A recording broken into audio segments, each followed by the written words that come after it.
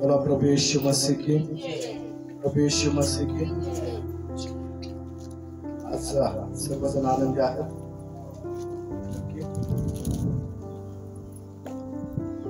तुमचा आवाज आणि तुमचा होकार पुढं मेल मिलाप असेल, त्याची तुलना केली तर काय वाटत? मारून मारून सांगितलं हो म्हणायचं असं वाटायला लागलं।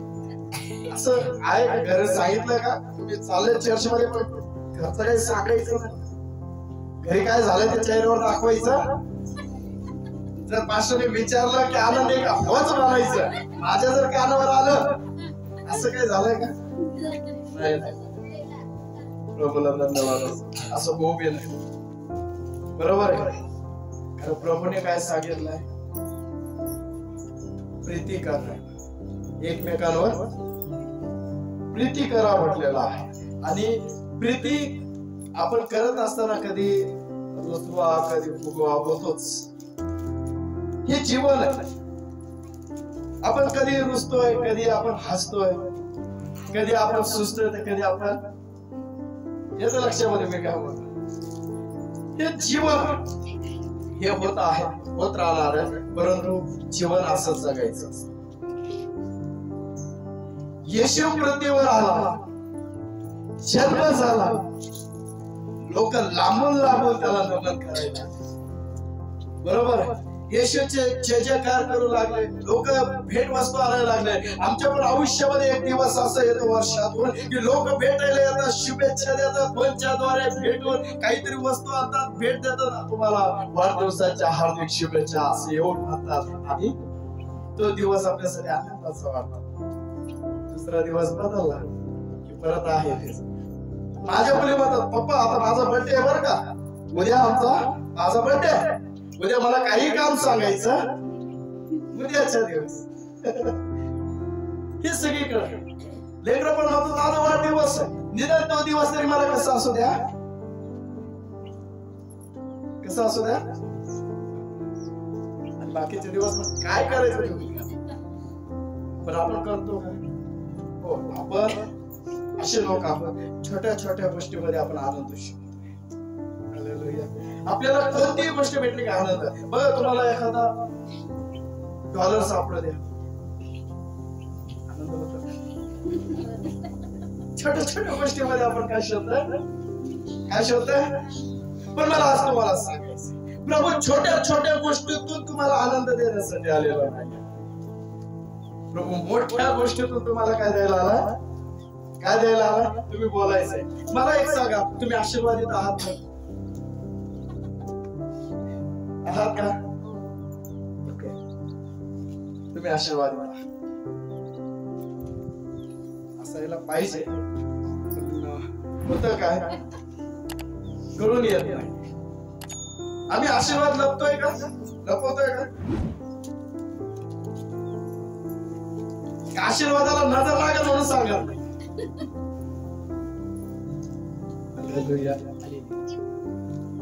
माझ्या प्रियांनो, जर देवाने तुम्हाला दिलं ना, तुमच्यापासून ते कोणीच वाट करू शकत नाही।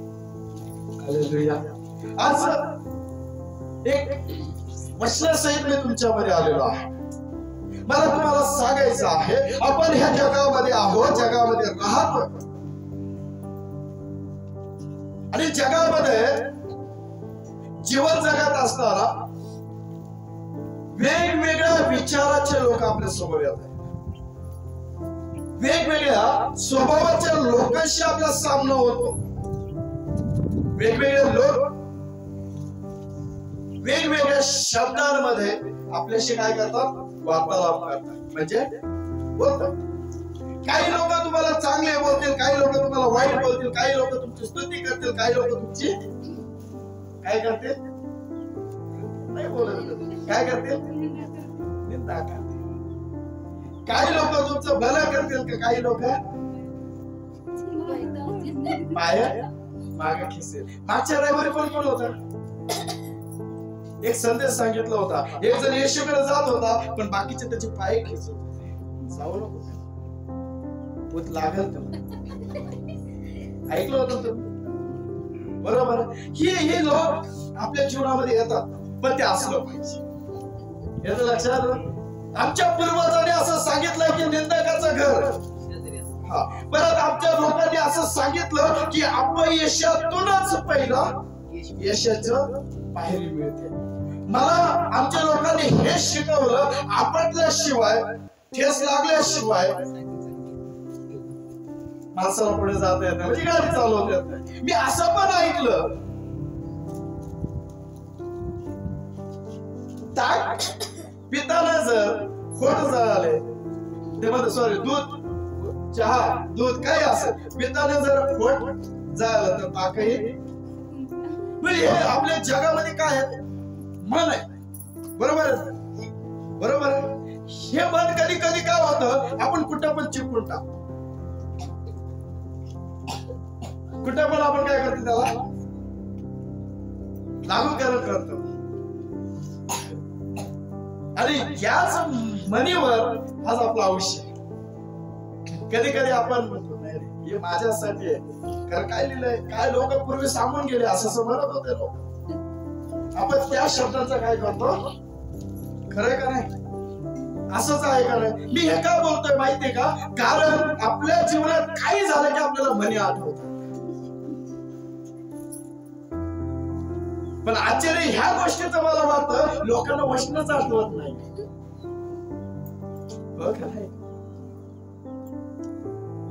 ठेस लागल्याच्या नंतर आपल्याला वचन आठवत नाही. बायबलचं वचन सांगितलंय, तो तुला झेलून धरील, तुला ठेस लागू देणार नाही.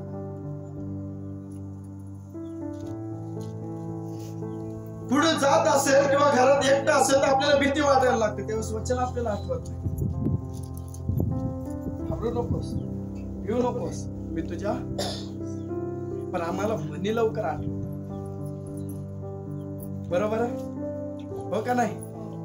पण तुम्हाला सांगू, जगातल्या म्हणीपेक्षा, जगातल्या लोकांच्या बोलीपेक्षा, जगातल्या लोकांच्या अनुभवापेक्षा, लोकांच्या सल्ल्यापेक्षा, लोकांच्या मार्गदर्शनापेक्षा, लोकांनी सांगितलेल्या गोष्टींपेक्षा, लोकांनी सांगितलेल्या कहाणींपेक्षा जे बायबलचं वचन आहे हे एकदा का तुम्ही स्वीकारायला लागलं तर माझ्या लोकांची गरज मी पडणार, म्हणी वापरायची गरज मी पडणार नाही. ज्यावेळेस माझ्या जीवनामध्ये दुःख येतं ना, त्यावेळेस मी स्वतःला काय करतो माहिती का, वचनामध्ये देतो आणि म्हणतो की रे प्रभू म्हटला, मी तुझ्या सहनशीलतेच्या पलीकडे तुझा परीक्षेत टाकणार नाही. मी परीक्षेतून बाहेर काढ, तुला सहन होईल इथपर्यंतच मी परीक्षा घेईन. पण माझ्या लक्षात आलं की तुला आता सहन होत नाही, तुझ्या सहनशीलतेच्या पलीकडे मी तुला बाहेर काढ. मी तुला पाण्यात टाकील पावण्यासाठी, पण बुडू द्याला काय देतोय बापा, आम्हाला पाणी ढोकलो. हालेलुया. माझ्या प्रियांनो, येऊयात आपल्या मेन मुद्द्याकडे. आपण ह्या जगामध्ये राहतोय, वेगवेगळ्या गोष्टींचा सामना करतोय. बघा, तुमच्या घरामध्ये किती लोक आहेत मला माहिती नाही, शेजारी किती लोक आहेत मला माहिती नाही, तुमच्या नातेवाईकांमध्ये किती लोक आहेत मला माहिती नाही, तुमच्या चर्च मध्ये किती लोक आहेत हेही मला माहिती नाही. पण मी तुम्हाला सांगतोय की सगळेजण एकसारखे अजिबात. कोणाला तुम्ही आवडताय, कोणाला कोणाला नाही आवडत, कोणाला आवडतंय कोणाला. पण असं कधी झालं की इथं बसलेलं कोणी पण तुम्ही सगळ्यांनाच आवडत.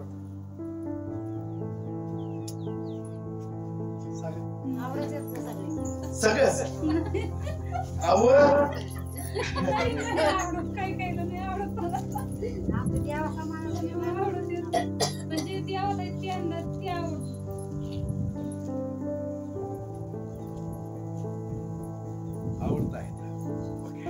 इथं बसलेल्यांपैकी तुम्ही असं कधी शिकार झालाय का, तुम्ही गेलाय तर त्या लोकांना तुम्ही आवडले नाही.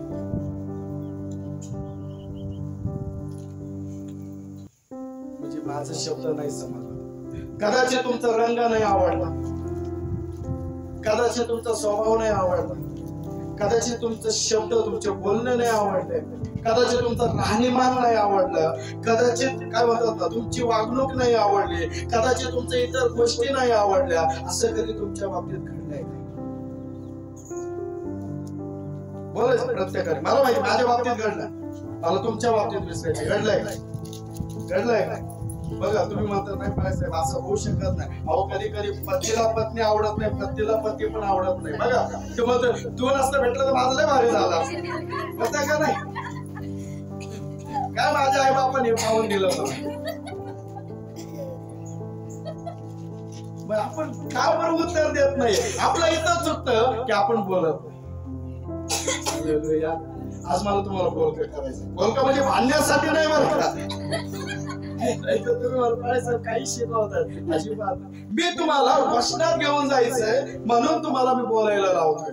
मला तुम्हाला या ठिकाणी बसून देवाच्या जवळ जायचंय म्हणून मी तुम्हाला बोलायला लावतोय. कारण मी जर तुम्हाला देवाच्या जवळ घेऊन गेलो ते मला म्हणेल पास्टर नितेश मुख्यच माणसं दिसले तर बोलक्या माणसाला घेऊन यायचं ना. बरोबर आहे. म्हणून तुम्हाला मी बोलकं करतो म्हणजे देवाच्या जवळ मला घेऊन जात नाही. तुम्ही आनंदी आहात का? बघा प्रत्येकाच्या जीवनामध्ये ह्या गोष्टी घडतात. आपण 100 जर गोष्टी जीवनामध्ये पाहिल्या त्यापैकी 10 आपल्याला सुख देणाऱ्या होतात आणि 90 ज्या गोष्टी आहेत ना फक्त आणि फक्त दुःख देणाऱ्या असतात. बरोबर आहे. त्या 90 गोष्टींमध्ये प्रत्येक वेळेस 90 गोष्टींमध्ये तुम्हाला नाकारलं जातं, तुम्हाला धक्कारलं जातं, तुम्हाला सोडलं जातं, तुम्हाला डावललं जातं, तुम्हाला काय केलं जातं लांब केलं जातं. खूप लोक त्या गोष्टीचे शिकार झालेत आणि वैतागून शेवटचा निर्णय त्यांनी घेतला. मेडिकल मध्ये जायचं, औषधाची बॉटल आणायची, कुठेतरी शांत जागा बघायची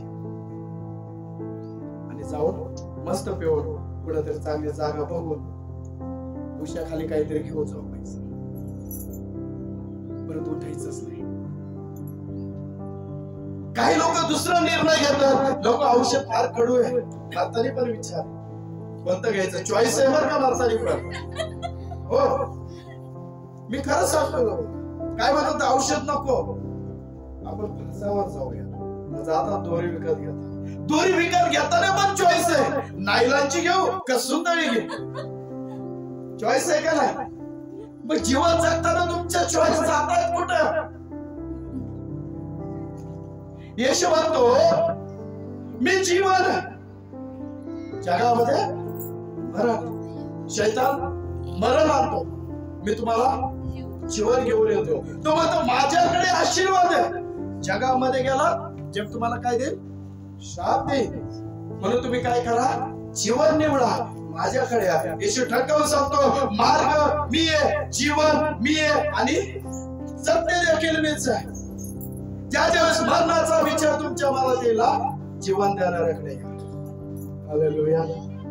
याचं लक्षामध्ये जिथं जिथं नाकारलं जातं अपयश मिळताना आपण थकतो, हात बांधतो आणि गुडघ्यावर येऊन बसतो किंवा डोकं त्या गुडघ्यामध्ये घालतो आणि निवांत होतो आणि विचार करतो आता मी काय करू. सगळं संपलंय आता माझ्या आयुष्यात. आता माझ्या पुढे एकच पर्याय आहे जग सोडून जायचं. घरात भांडण झाले की दोघांपैकी एकाच्या मनात येतं. काही जण म्हणतात नाही हे लय रोजच कटकट झालंय माझ्या नशिबी, मी घरीच जात नाही. जातो कुठं तरी हो का नाही. झालंय कधी असं झालंय कधी तुम्ही गेलात का कधी निघून नाही. तुम्ही सगळे आता शब्द तुमचा चेहरा आणि बोल काय म्हणतात ना मिलाप होत नाही. घरात किरकिर झाली की आम्ही रानात रुसून जातो म्हणजे शेतामध्ये हो का नाही. कोणी पाहुण्याकडे जातात, कोणी कुठं कुठं जातात हो का नाही. होत थोड्या वेळ का व्हायला आपण शेजारी का व्हायला जातो पण जातो. अशा वेळेस आपण लोकांचा सहारा घेतो पण कधी परमेश्वराचा घेतो. विचार करता काय सांग. आपण या पैठण भागात अशा भागात राहतो जिथं सगळेजण मोस्टली शेती करतायत जास्तीत जास्त. आणि मग शेतकऱ्यांचं जीवनामध्ये अशा घटना घडल्या की ते कुठं जातात जास्तीत जास्त शेतामध्ये. सगळा राग त्या कृपयाने ते गवत होता.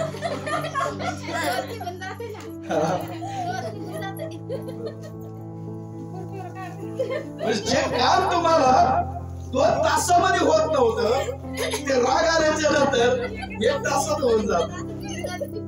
बघा ना, भांडे घासायला तुम्हाला लावलेला माझ्या बहिणींना रोज बघा ज्यावेळेस ते आनंदी असेल ना त्यांना 20 मिनिटं भांडायला लागतात. पण घरात किरकिर होत्या आपल्याला 10 मिनिटं भांडे इकडे तिकडे लगेच मांडलेलं लावून दुसऱ्या कामाला पटकन होतं घरात. हालेलुया. एक ताकद येऊन जाते. प्रभूला धन्यवाद असो. प्रभूने फुल दिले आपल्याला.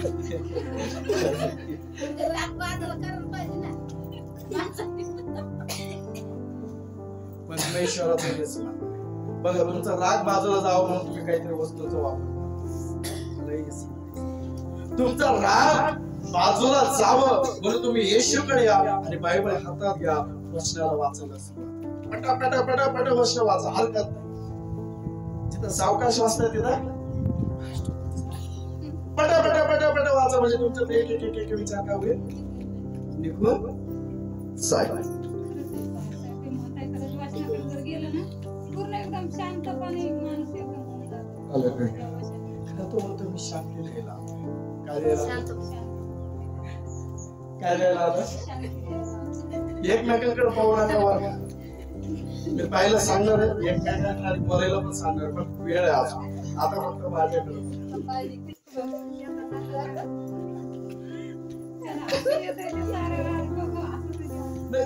लेकर हुशार आहे, लेकरांना माहिती राहत. बायकोचा स्वभाव विचारायचा नवऱ्याला विचारायचा, नवऱ्याचा स्वभाव बायकोला विचारायचा, आणि जर दोघांचा स्वभाव विचारायचा असेल तर लेकरांना विचारायचं. बरोबर आहे का?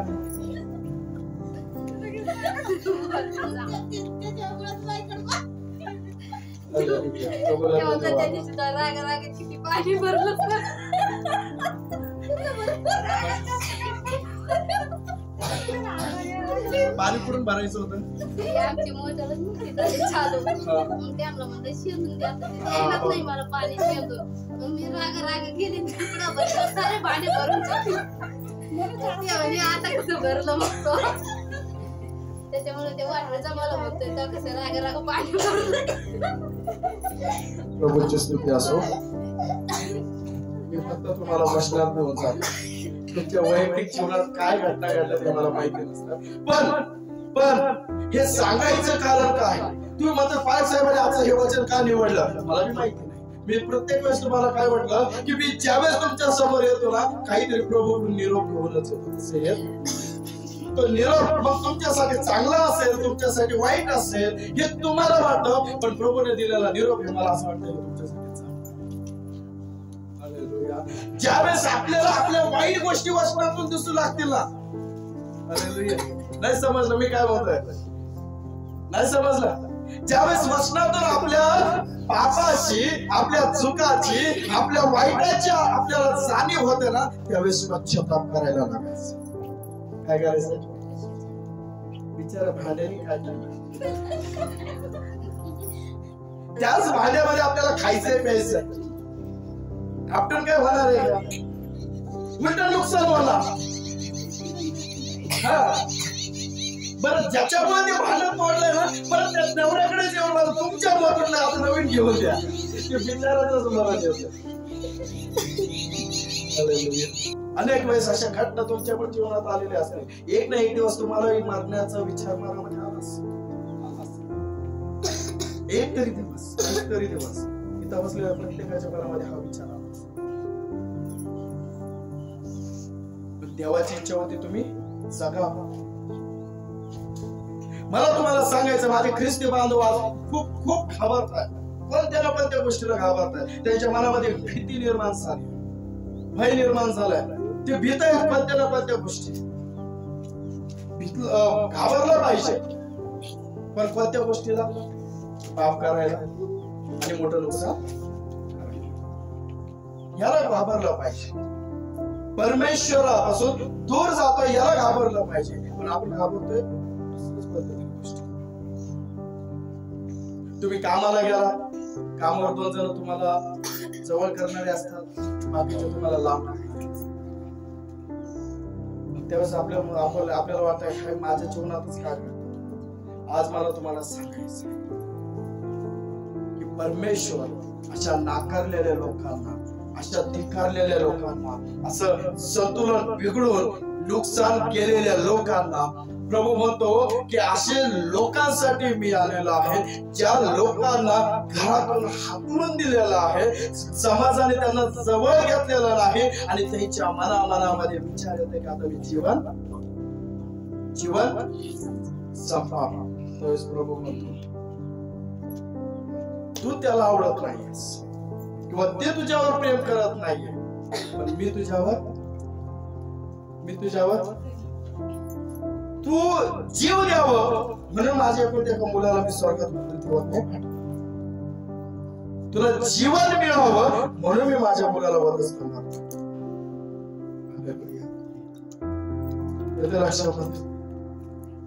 तुझं नुकसान होऊ नये, तुझं चांगलं व्हावं म्हणून मी माझ्या मुलाला तकलीफीमध्ये आणि संकटामध्ये पाहतो.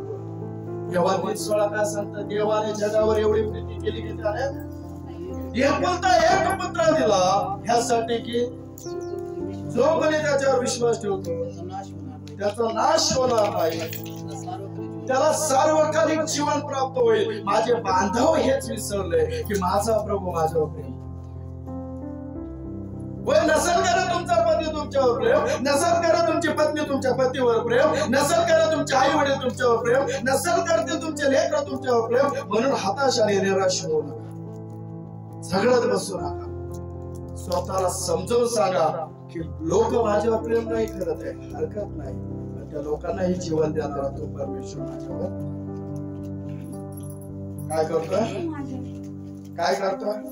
आम्ही काय बोलतोय, मी काही लोकांना असं पाहिलं, मी असं आहे म्हणून माझ्या पत्नीला मी आवडत नाही.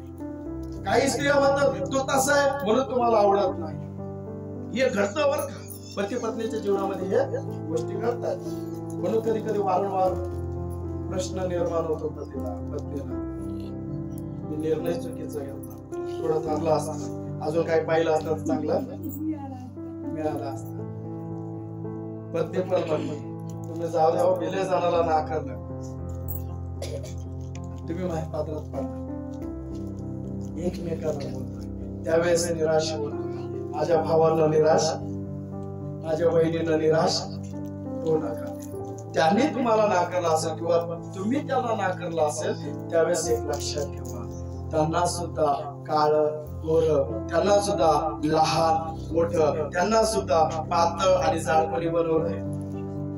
जसा आहे तसा त्याच्यासाठी.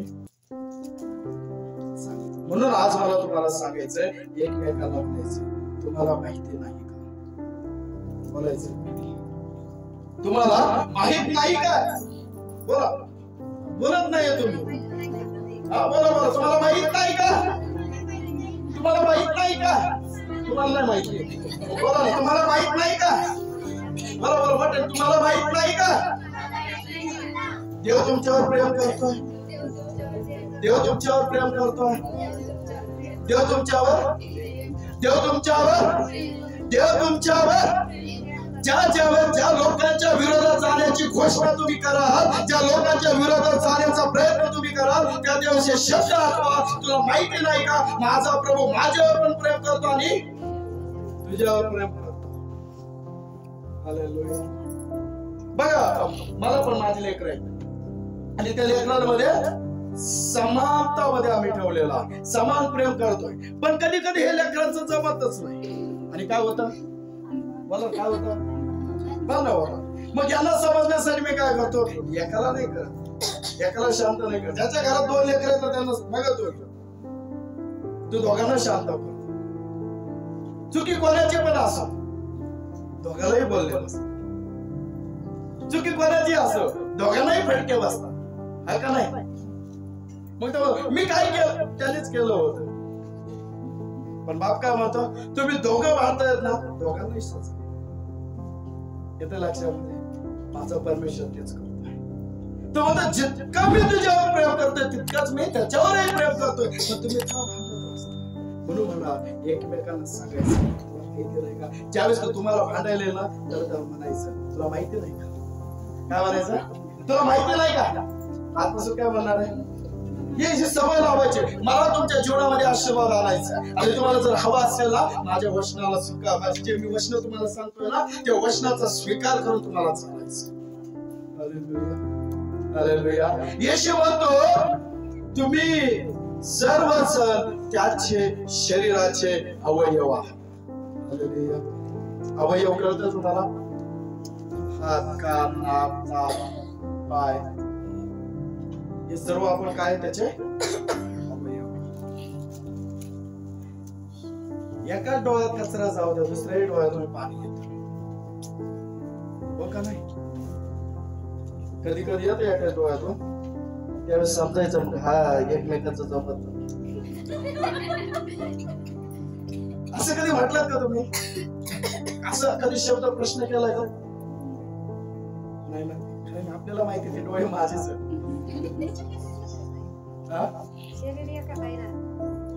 माझ्या ख्रिस्ती बांधवांना मला हे सांगायचं आपण कोण आहे?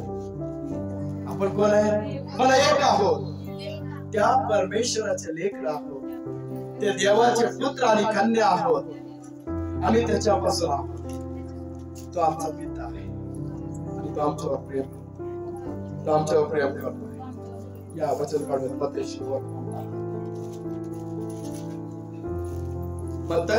शिववर्तमान 10 अध्याय.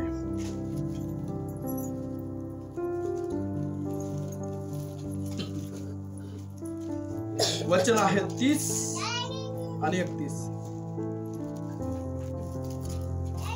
तुमच्या ऐका, तुमच्या डोक्यावरील सर्व केस देखील मोजलेले आहेत. सर्व केस देखील मोजले आहेत. म्हणून भिवू नका. म्हणून तुम्ही भिवू नका. पुष्कळ चिमण्यापेक्षा तुमचे मोल आहे. पुष्कळ चिमण्यांपेक्षा तुमचे काय आहे? कोणापेक्षा? कोणापेक्षा? तुम्ही बोला कोणापेक्षा? कोणापेक्षा? चिमण्याला कोणी बनवलंय? पक्ष्यांना कोणी बनवलंय? जनावराला कोणी बनवलंय? मग तुम्हाला कोणी बनवलंय? पण परमेश्वर काय म्हणतो? चिमण्यांपेक्षा तुमचं मोल काय आहे? काय आहे? लोकांना तुम्ही पटत नसाल पण देवाला तुम्ही पटताय. आणि ज्या गोष्टीला मोल आहे, मोल म्हणजे कळतं का? मोल काय? मोल काय? बरोबर आहे. मोल काय? मोल म्हणजे इथं काय लिहिलंय? चिमण्यांपेक्षा तुमचे मोल अधिक आहे. मोल म्हणजे काय? हो बोला बोला प्रत्येक जण बरोबर आहे. मोल म्हणजे काय? मोल म्हणजे काय? हॅलो, मोल म्हणजे काय? किंमत. मोल म्हणजे काय? मोल म्हणजे काय? किंमत. आणि प्रभू काय म्हणतो? ह्या सगळ्यांपेक्षा तुमची किंमत अधिक आहे. हालेलुया. तुम्ही साधे साधारण गरीब लोक नाहीये. माझ्या परमेश्वराने करोडपती बनून तुम्हाला पाठवलं. हालेलुया. काय बनून पाठवलंय? तुम्ही म्हणता दिसत नाही. दिसत का नाही? मला तर दिसतो. तुम्हाला दिसत का? मी करोडपती बनलोय. तुम्ही? उद्या येते धाड माझ्याकडे. मी करोडपती बनलोय. तुम्ही? आवाज खाली गेलाय. तुम्ही स्वीकारत नाही हो म्हणून तुमच्याकडे येतो. मी स्वीकारतो म्हणून मी करोडपती आहे. म्हणून काय होणार? पण तुम्ही जन्मताच करोडपती. तुम्हाला माहिती आहे तुमचे डोळे, तुमचे दात, तुमचे हात, तुमचे पाय, त्याच्याही पलीकडे तुमच्या शरीराच्या आतमधले जे अवयव आहेत ना त्याची किंमत जाऊन डॉक्टरला विचारा. एक किडनीची किंमत काय? घरी गेल्यावर काय करायचं? आपल्या प्रत्येक अवयवाची किंमत काढायची. गुगल आहे तुमच्याकडे, नेट आहे तुमच्या मोबाईल मध्ये आणि तुमच्याकडे स्मार्टफोन पण आहे. नसेल तर घरच्यांना म्हणा एक 10 मिनिटासाठी मला फोन हवा आणि त्याच्यावर सर्च करा. डोळे त्याची किंमत काय? दाताची किंमत काय, हात पायाची किंमत काय, किडण्याची किंमत काय, फुफ्फुसांची किंमत काय, हृदयाची किंमत काय, मेंदूची किंमत काय, हे सर्च करा आणि मग उद्याच्या रविवारी येऊन मला सांगा बाळासाहेब टोटल एवढे रुपये होता. हा? हो का नाही? मग आम्ही नाराज का होतो? देव तुम्हाला दे, देवा तुम्हाला दे. आधीच देवाने तुम्हाला सगळं काय दिलं.